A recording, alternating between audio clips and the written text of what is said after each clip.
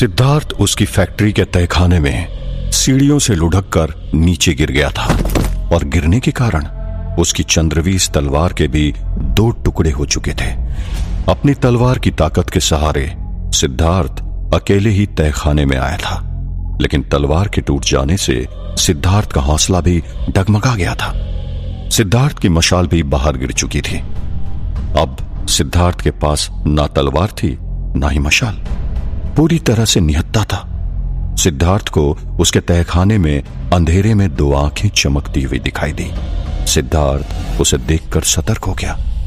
सिद्धार्थ ने पूछा, कौन है वहां पर? अंधेरे में से गुर्राने की आवाज आई। गुर्राने की आवाज से सिद्धार्थ थोड़ा सा घबरा गया।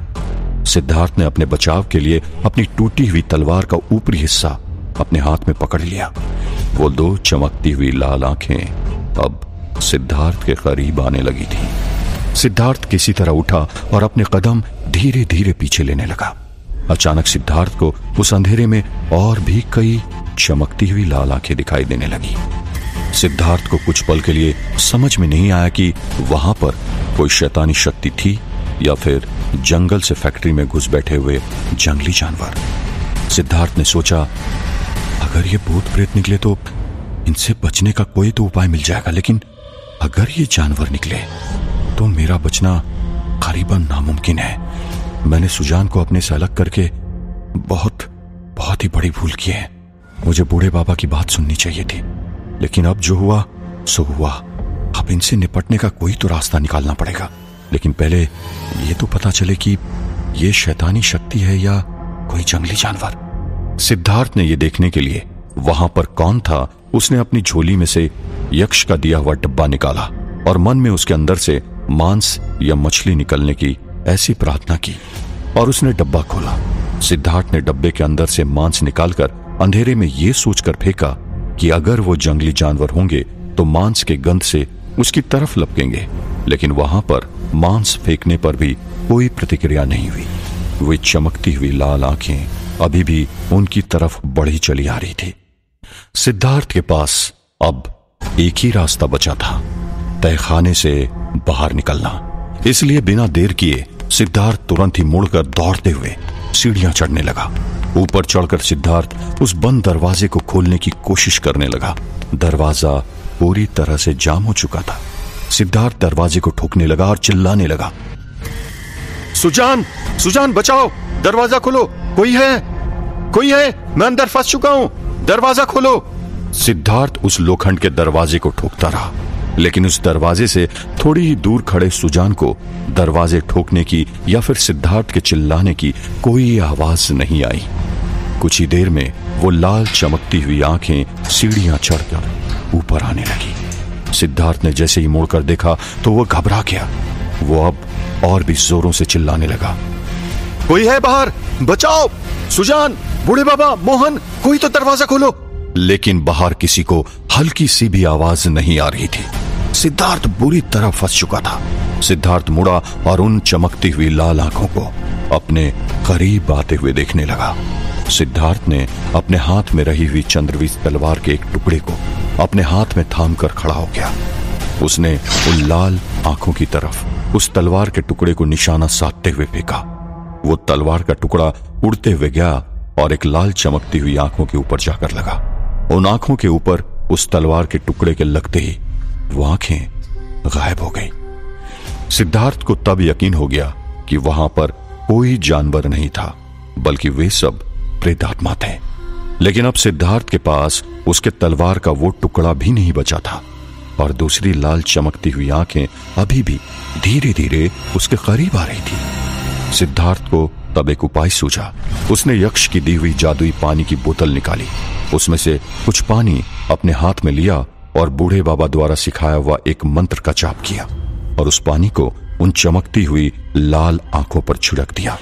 सिद्धार्थ को लगा कि उस अभिमंत्रित जल का उन पर कुछ तो असर होगा, लेकिन ऐसा हुआ नहीं।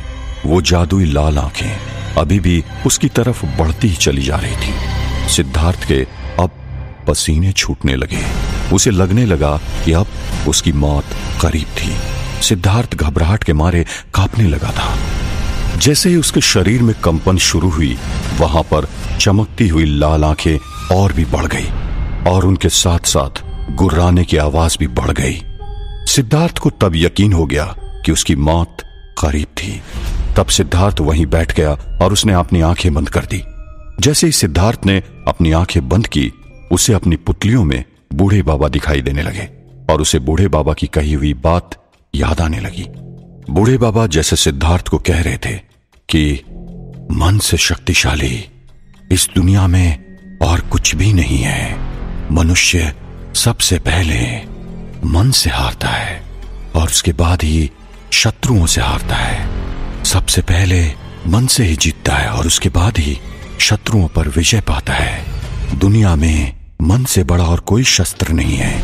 इसलिए जब ऐसी कोई भी परिस्थिति सामने आ जाए, जब तुम्हें लगे तुम्हारी हार निश्चित है, तब सामने खड़े शत्रु की ताकत और अपनी कमजोरी देखना बंद कर दो और अपने मन की अपार शक्ति का स्मरण करो। स्मरण करो कि मन ही भ्रम उत्पन्न करता है और मन ही मुक्ति दिलाता है। मन की ऐसी साधना है जो भ्रम से प्रभ्रम तक की यात्रा करवा सकता है। तो फिर शत्रुओं से जीत हासिल करना कौन सी बड़ी बात है। इस पृथ्वी पर मन से बड़ा और कोई भी नहीं। इसलिए अपने बिखरे हुए मनोबल को एकत्रित करो और विजय प्राप्त करो। ये याद आते ही सिद्धार्थ के शरीर में जैसे नई चेतना जागृत हो गई। उसने अपनी आंखें खोली। सिद्धार्थ के शरीर में जो कंपन उत्पन्न हो गई थी वो बंद हो चुकी थी। सिद्धार्थ ने अपने डर पर जीत हासिल कर ली थी। ये डरावनी लाल आंखें उसके काफी करीब आ चुकी थी, लेकिन सिद्धार्थ को उनसे अब कोई डर नहीं लग रहा था। सिद्धार्थ ने उन लाल आंखों में अपनी आंखें मिलाकर बुलंद आवाज में कहा, मेरी फैक्ट्री में मेरी इच्छा के बगैर रहने की तुम्हारी हिम्मत कैसे हुई? ये मेरी फैक्ट्री है और इस पर रहने का तुम्हारा कोई अधिकार नहीं है। मैं तुमसे भयभीत नहीं हुआ। जाओ, इसी वक्त यहां से निकल जाओ। ये मेरी फैक्ट्री है और मेरी फैक्ट्री में तुम जैसे शैतानी शक्ति का कोई स्थान नहीं है। मैं सिद्धार्थ भारद्वाज तुम्हें हुक्म देता हूं, इसी वक्त मेरी फैक्ट्री से निकल जाओ। सिद्धार्थ की आवाज में इतना बल था कि उसके जाओ कहते ही उसके एकदम करीब आ चुकी वो चमकती हुई लाल आंखें उससे दूर जाने लगी। सिद्धार्थ ने बोलना जारी रखा। सिद्धार्थ ने कहा, आज के बाद कभी इस फैक्ट्री में नजर भी मत आना। जहां से आए हो वहीं पर लौट जाओ। मैं जान चुका हूं कि तुम्हारी शक्ति सामने वाले की कमजोरी से आती है और सामने वाले की शक्ति तुम्हारी कमजोरी बन जाती है और मैं अपनी कमजोरी तुम्हारी ताकत नहीं बनने दे सकता। निकल जाओ यहां से। आखिरी मौका दे रहा हूं यहां से जाने का। अगर मेरे 5 गिनने से पहले तुम सब यहां से नहीं चले गए तो फिर पछताने का मौका भी नहीं मिलेगा। सिद्धार्थ ने तुरंत ही अपनी टूटी हुई तलवार का निचला हिस्सा हाथ में पकड़ा और पीछे लोखंड के दरवाजे पर जोरों से पीटने लगा और गिनती गिनने लगा। 1, 2, 3, 4। सिद्धार्थ 5 गिनने वाला था। उससे पहले अचानक पीछे का दरवाजा खुला और पीछे सुजान खड़ा था। दरवाजा खुलते ही सिद्धार्थ तुरंत ही बाहर आ गया और सुजान उससे पूछने लगा, क्या हुआ? तुम ठीक तो हो? इतनी जोरों से दरवाजा ठोक रहे थे। सिद्धार्थ ने कहा, गलती होगी, आपके बगैर नीचे आ गया था। मरते मरते बचाऊं और मेरी ये तलवार भी टूट गई। जैसे ही सिद्धार्थ ने सुजान को अपनी टूटी हुई तलवार बताने के लिए तलवार उठाई, वो हैरान रह गया। तलवार टूटी ही नहीं थी। उसके हाथों में पूरी की पूरी अखंड चंद्रवीस तलवार थी। सिद्धार्थ उस तलवार को सही सलामत देखकर हैरान हो गया। सुजान ने उस तलवार को देखकर कहा, कहां पर टूटी हुई है? एकदम सही सलामत तो है तुम्हारी तलवार। सिद्धार्थ को अभी भी यकीन नहीं हो रहा था। उसने कहा, अरे अभी तो ये तलवार टूटी हुई थी। वो तो वो नीचे जो टूटा वो क्या था? सुजान ने कहा, अरे तुम सपना तो नहीं देख रहे थे? सिद्धार्थ ने कहा, नहीं नहीं, नीचे वो चमकती हुई लाल आंखें थी। मुझे लगा कि वो कोई जंगली जानवर होंगे, इसलिए मैंने ये देखने के लिए कि वो प्रेतात्मा थे या जानवर, मैंने जादुई डब्बे में से मांस भी निकालकर उन पर फेंका। ये देखो। सिद्धार्थ ने मांस दिखाने के लिए वो जादुई डब्बा खोलकर दिखाया। वो डब्बा पूरी तरह से खाली था। सिद्धार्थ ये देखकर एकदम हैरान रह गया। अब सिद्धार्थ को भी यकीन होने लगा कि नीचे उसने जो कुछ भी अनुभव किया वो सब एक भ्रम था। सिद्धार्थ ने गहरी सांस ली और अपने तलवार को गले से लगाते हुए नीचे बैठ गया और कहा, मुझे नहीं पता था कि नीचे जो मैंने अनुभव किया वो सच था या अभी जो अनुभव कर रहा हूं वो सच है। सुजान ने सिद्धार्थ की जोर से चिमटी निकाली। सिद्धार्थ दर्द के मारे चिल्लाया। सुजान ने कहा, यकीन हुआ कि ये सपना नहीं है, यही हकीकत है। तुम जब नीचे गए उसी वक्त से किसी शैतानी शक्ति ने तुम पर अपनी माया का असर डाल दिया था, जिसके कारण तुमने जो कुछ भी अनुभव किया वो सिर्फ एक भ्रम था। उसने तुम्हारे मन के अंदर छिपे हुए डर से तुम्हें ही डराया। इसलिए अब ये सब छोड़ो, दोनों साथ में मिलकर अंदर जाते हैं। सिद्धार्थ ने तुरंत ही नीचे फिर से जाने से मना कर दिया। सिद्धार्थ ने कहा, नहीं सुजान भैया, अभी नीचे जाने की मुझ में हिम्मत नहीं है। अब जब बूढ़े बाबा साथ होंगे तभी नीचे जाएंगे। मुझे लगा था कि मैंने उन शैतानी शक्तियों को अपने मनोबल से जीत लिया था, लेकिन जब मुझे ये पता चला कि ये सब एक भ्रम था, तब मुझे अपनी ही मन पर शंका होने लगी है। कोई इंसान कितना भी शक्तिशाली क्यों न हो, जब उसे भ्रम होने लगता है तब वो सबसे कमजोर हो जाता है। यहां से तो बाहर चलते हैं अभी। ये कहकर सिद्धार्थ सुजान का हाथ पकड़कर वहां से बाहर की तरफ जाने लगा।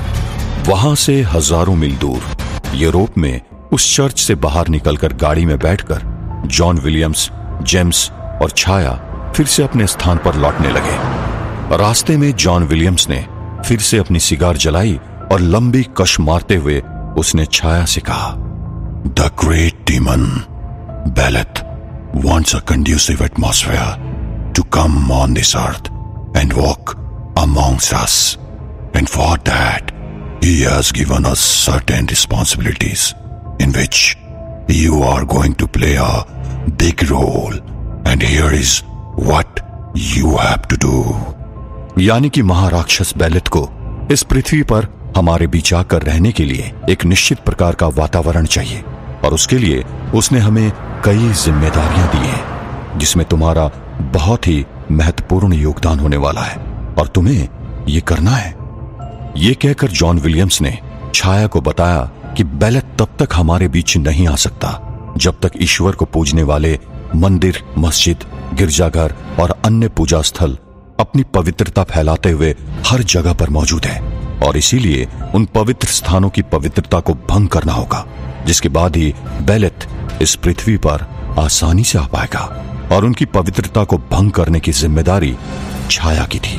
छाया ने जॉन विलियम्स से पूछा, लेकिन मैं उन जगहों की पवित्रता को भंग कैसे करूंगी? जॉन विलियम्स ने कहा, every place of worship has certain rules and regulation which are meant to protect the sanctity of these places, and we just need to destroy that. We shall make a plan. यानी कि हर पूजा स्थलों में अपने अपने नियम होते हैं। ये नियम उस पूजा स्थल की पवित्रता को बरकरार रखने के लिए बनाए गए होते हैं। हमें बस उस नियमों को भंग करना होगा, और ये कैसे करेंगे उसके लिए हम योजना बनाएंगे। छाया सर हिलाकर जॉन विलियम्स की बातों में हामी भरी, लेकिन मन ही मन में वो सोचने लगी, अगर ये राक्षस बेलेथ इस धरती पर आ गया तो मेरे मल्लिकाए कायनात बनने के सपने चूर चूर हो जाएंगे। मैं होने नहीं दूंगी। मैं उस राक्षस को इस धरती पर आने से पहले ही फिर से पाताल लोक भेज दूंगी। मन ही मन ये सोचकर छाया मुस्कुराने लगी। उस तरफ वीरानगढ़ की फैक्ट्री में सुजान को लेकर सिद्धार्थ फैक्ट्री के बाहर की तरफ आया और बूढ़े बाबा और मोहन को पुकारने लगा। कुछ देर पुकारने के बाद भी बूढ़े बाबा और मोहन का कोई जवाब नहीं आया। सिद्धार्थ ने कहा, यह कुछ अजीब बात है। इस फैक्ट्री में तहखाने को छोड़ दिया जाए तो इतनी जोर से कोई भी आवाज दे तो पूरी फैक्ट्री में उसकी आवाज गूंजने लगती है। बूढ़े बाबा और मोहन तक मेरी आवाज पहुंच जानी चाहिए थी। वो दोनों किसी मुसीबत में न फंस गए हो। यह सुनकर सुजान ने कहा, बूढ़े बाबा के होते हुए कोई भी किसी भी मुसीबत में नहीं फंस सकता।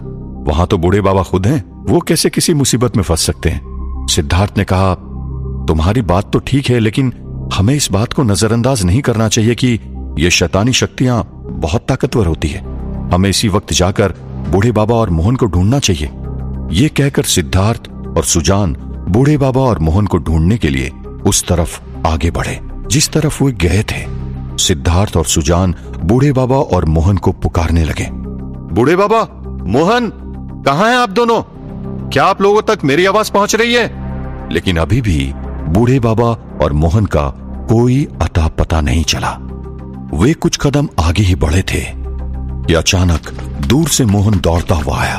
मोहन के चेहरे पर भय साफ दिखाई दे रहा था। उसके माथे पर चोट लगी थी और उससे खून बह रहा था। वो दौड़ते हुए सिद्धार्थ और सुजान के पास आया और सिद्धार्थ के गले से लग गया। सिद्धार्थ उससे कुछ पूछने जाए उससे पहले मोहन ने हड़बड़ाते हुए कहा, वो बाबा, बूढ़े बाबा। ये कहते कहते मोहन नीचे गिर पड़ा और बेहोश हो गया। सिद्धार्थ और सुजान एकदम ही घबरा गए। आखिर वहां पर ऐसा क्या हुआ था कि मोहन के सर में चोट लग गई और वो इतना घबराया हुआ था? बूढ़े बाबा कहां पर थे और बूढ़े बाबा के बारे में मोहन क्या कहने की कोशिश कर रहा था? क्या छाया अपने मंसूबों को कामयाब करने के लिए जॉन विलियम्स तक को धोखा दे देगी? और क्या उसमें वो कामयाब हो पाएगी? जानने के लिए सुनते रहिए वीरानगढ़, ओनली ऑन पॉकेट FM।